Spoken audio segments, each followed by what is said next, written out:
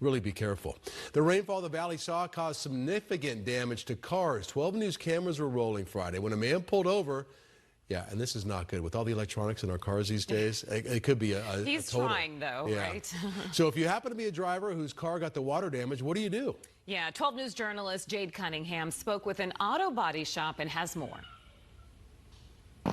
You don't want to drive through the water that's higher than halfway up your wheel. Just days after storms drenched different parts of the valley, some drivers who were either caught off guard or chose to drive through flooded streets are now having to deal with the aftermath. This is the intake where the air goes into your engine.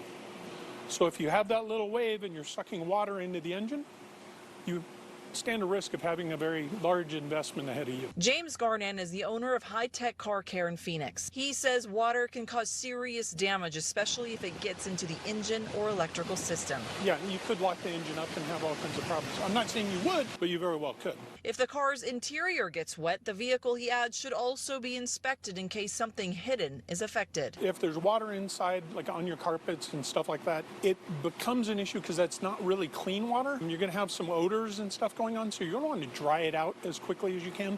Plus, there are electronic connections and things inside the vehicle that are low, and you don't want electrical wires in water. Experts say if there's water damage, to not start the car because it could make things worse. The best thing to do is have it towed as is. Document all damage with photos and videos and take it to be inspected sooner rather than later before mold and corrosion can take hold. If you're positive, hey, nothing important got wet and I'm going to be okay, you made the judgment call, we're all good on that. I think most of the time it's going to be a I don't know. And if you don't know, bring it to a technician. Let's have it checked out and then you'll know.